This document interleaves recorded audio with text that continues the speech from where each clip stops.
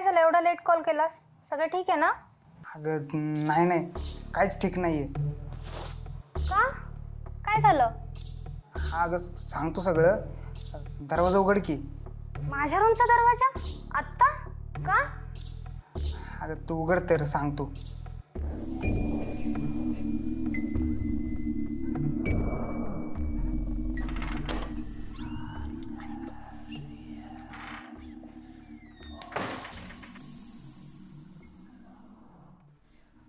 तू इथे काय करतोयस? वेळ झालायस का तू?